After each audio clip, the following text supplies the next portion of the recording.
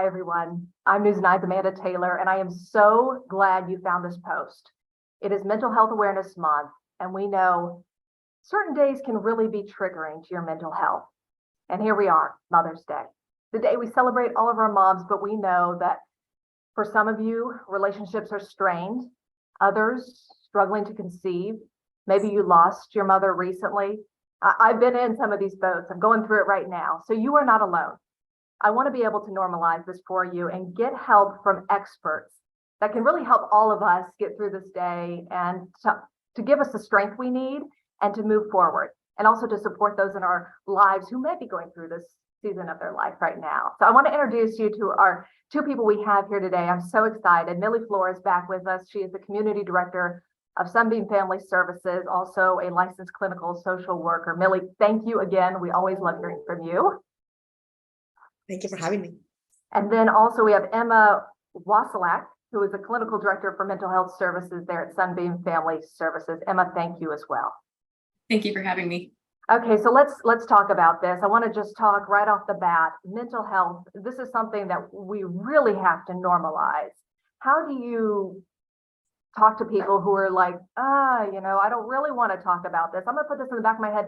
I'm going to get through these hard days and I'm going to be just fine. Mili? I think it is very important to know that mental health really affects all of us. Either if you are suffering from mental illness, it could be that your friend or your family members are experiencing some mental health issues. So really, we all have to be aware and feel comfortable talking that conversation. Sometimes not because of us, but also because of our loved ones. So I think it is important to raise awareness, educate, and normalize that conversation. And Emma, this month is all about, Mental Health Awareness Month, right? Yes. Yeah. It's really an opportunity for us to have like Mili was saying, a normalized conversation that mental wellness is actually whole body wellness. When physically we're doing well, our mental health is better. And when our mental health is better, it ties to our physical health. And so being able to respond to the cues of our body and how that might be related to stress or other things just gives us a better way to cope and to move forward. Well, thank you both for being here. Okay, so this is so important that we talk about this. And here we are, Mother's Day, and we know that it can be painful. So let's talk about how we can deal with it in the right way. Emma, I'll just start with you. What's your thoughts on how we should approach this holiday if it's going to be particularly tough? So some folks rely on the 3 C's when it comes to responding to holiday grief, and those are choose, connect, and communicate. When we're moving into a holiday season that we know is going to be difficult for us, be it because of grief or other reasons, we need to acknowledge that sometimes that grief can create a loss of control for us, and use that information to help us start setting boundaries early and be proactive around what we choose to do and what we choose not to do. And to be mindful to choose things that help us feel well and that take care of us, and to not use the things that might make us more stressed on the other side. And when it comes to connection, we're all wired for connection. We are meant to be social beings and around one another. And sometimes on days where grief is high, we might feel this urge to isolate or stay away from folks.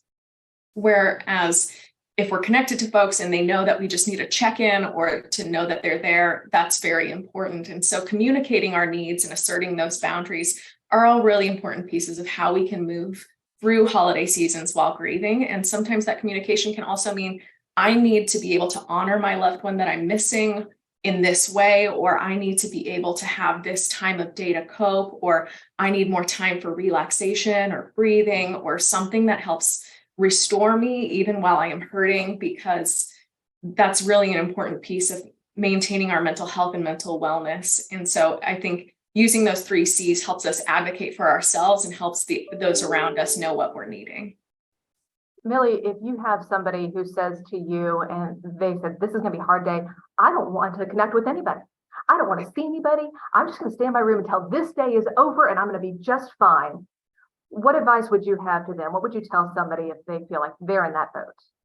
I think that we all have to honor our own process of grief. We are not all going to move on the same pace. So maybe if it's like a first year where we are, losing our mom, or our mom is not close to us, maybe it will be okay to say, okay, what is the plan for your day?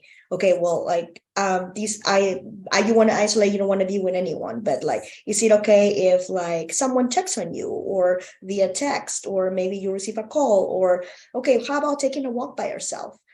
So having a way of a connection, but maybe not into like a face-to-face connection. It could be a connection via text, via phone, or a connection to yourself also by like meditating, breathing, walking, and just being a little bit more active. So I think it is important to verbalize that sometimes with holidays come expectations.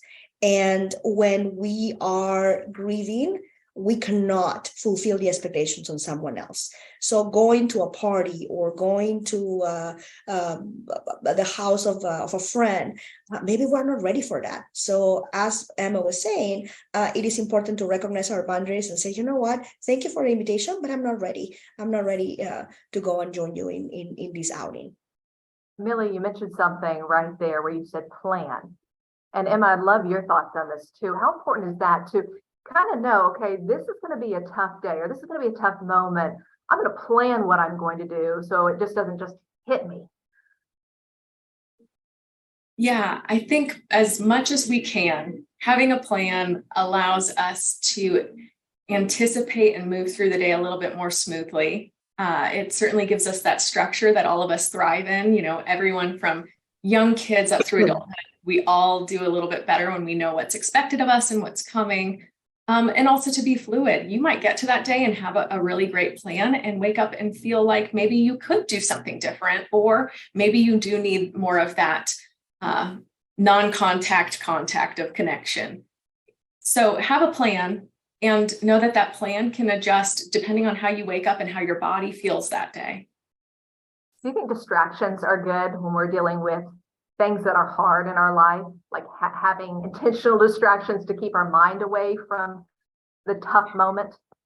Absolutely. And I think those distractions could be part of your plan. And I think, as Emma said, yes, it is important to have a plan, but also it is important to know that your plan could be flexible and fluid. So this is the plan that I have. I am preparing my brain to be ready for this day that I know is going to produce a lot of distress. When we are with high levels of stress, sometimes we cannot, make good choices. So having a plan ahead helps. And just being no distractions. What do I do? Maybe I go and watch my favorite show that day, or maybe I go and call my best friend, or maybe I just take a long bath. I think those are things that you will need, and distractions are going to be helpful to make you through that day. What do you ladies, and Emma, I'll start with you. What do you say to people who are like, okay, I get on social media. Social media is part of my life. I'm going to turn it on, and all I'm going to see are these happy people.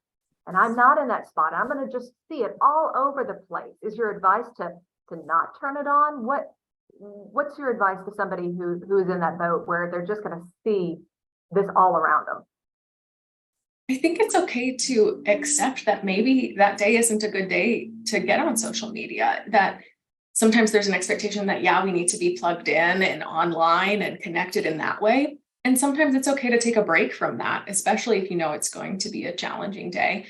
And maybe that's the day instead you go to, maybe you have a handwritten toolkit of things that take care of you and you work down that list instead of scrolling social media.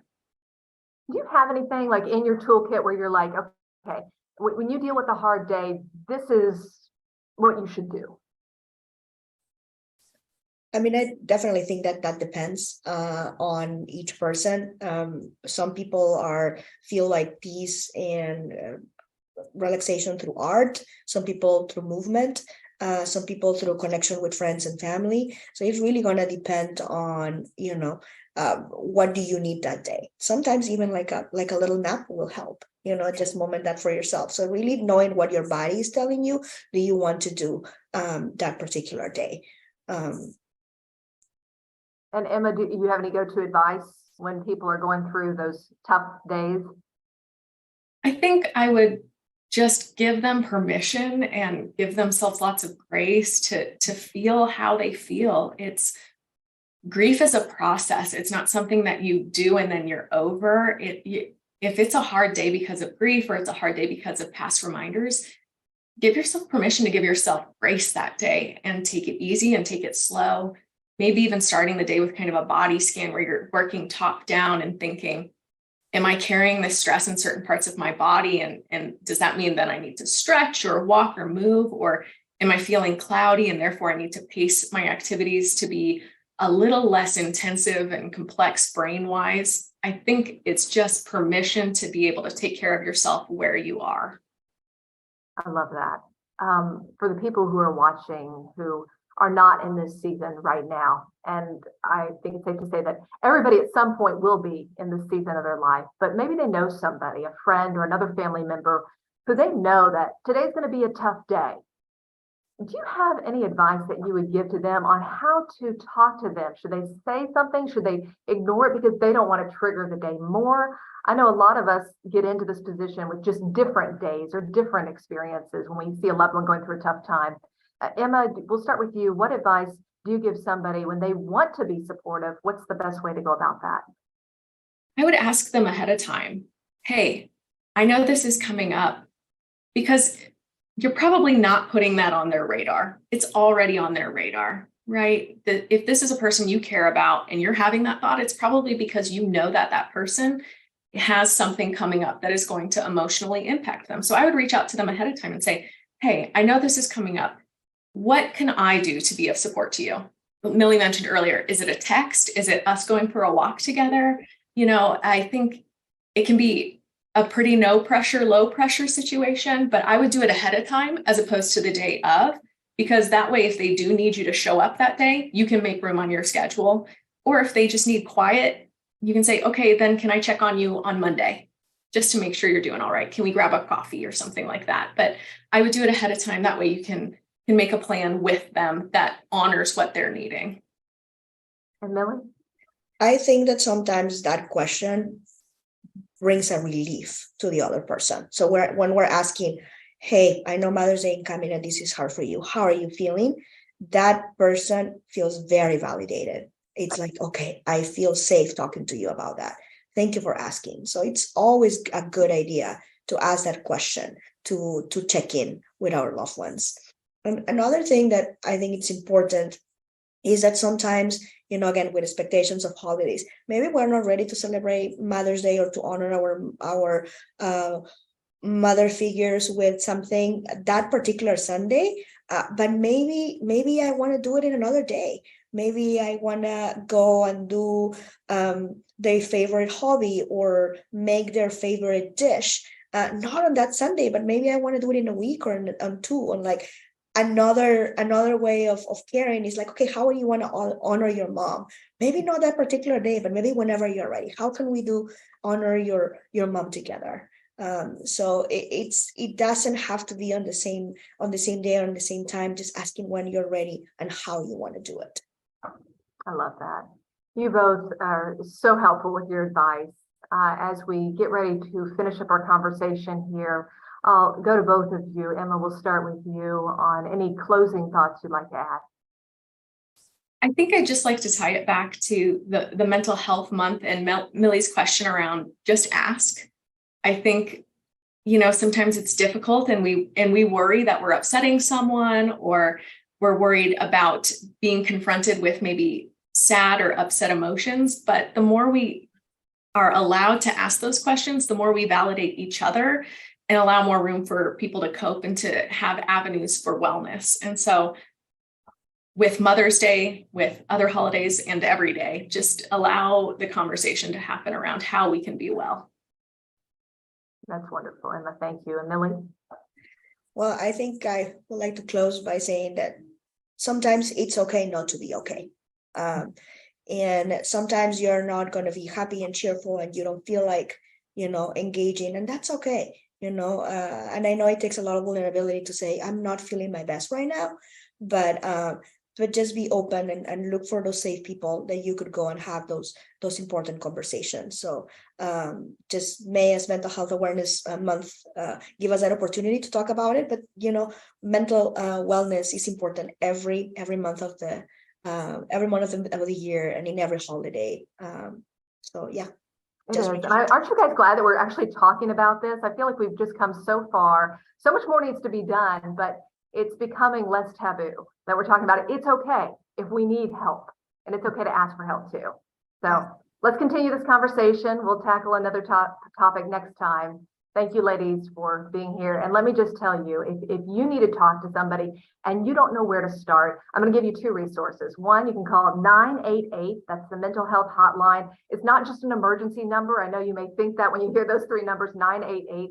Instead, they can connect you. What services do you need? What area do you live in? Oh, okay. And they can connect you. And then, of course, Sunbeam Family Services. We do so much with them because we believe in what they do.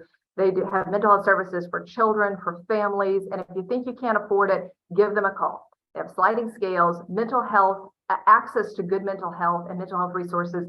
It should be for everyone. So that's what this is about. Thank you so much, ladies. Thank you for watching and clicking on this post. And we'll continue this conversation later.